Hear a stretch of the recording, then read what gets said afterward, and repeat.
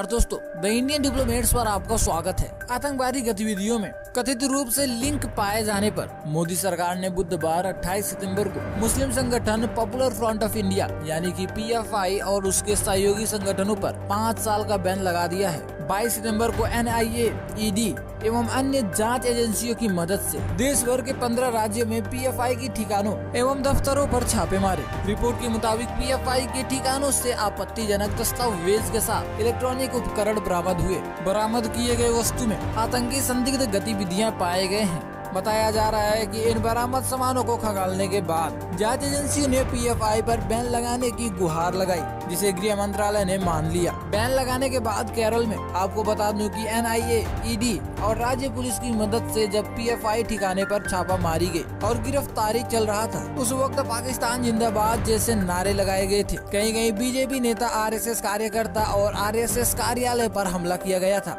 RSS कार्यालय पर petrol bomb भी फेंका गया था। गिरफ्तार किए गए पीएफआई कार्यकर्ता से खुलासा हुआ है कि भारत में दंगा कराने में पीएफआई की ही हाथ रहता था।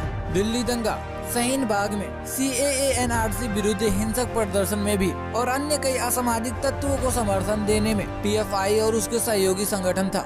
जब्त किए गए एक दस्तावेज में पीएम मोदी, सीएम योगी जैसे अन्य हिंदू नेता को हत्या करने का योजना भी सामने आया है। आपको मालूम होना चाहिए कि पीएफआई और उसके सहयोगी संगठन सिर्फ और सिर्फ एंटी हिंदू और प्रो मुस्लिम एजेंडा पर काम करने वाली संस्था है। 12 साल पहले एक प्रोफेसर का हाथ काट कर सुर्खियों में आया था पीएफआई। साल 2010 में पीएफआई पहली बार देश भर में चर्चा का विषय बना था। केरल में इस निंदा के आरोप में पीएफआई के सदस्यों ने प्रोफेसर टीजे जोसेफ का हाथ काट दिया था। जोसेफ पर पैगंबर मोहम्मद की इस निंदा करने का आरोप लगाया गया था।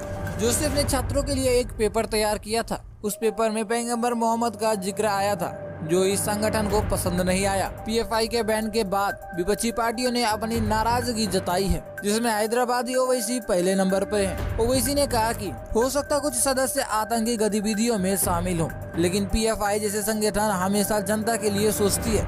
अब ओवैसी को कौन बताए कि पीएफआई की सहयोगी संगठन में देश में सिर्फ दंगा कराने में शामिल रहती है और ये सिर्फ मुस्लिम समाज के काम करती है। कांग्रेस नेताओं ने भी बीजेपी और मोदी सरकार पर तंज कसा और आरएसएस को बैन की मांग कर दिया।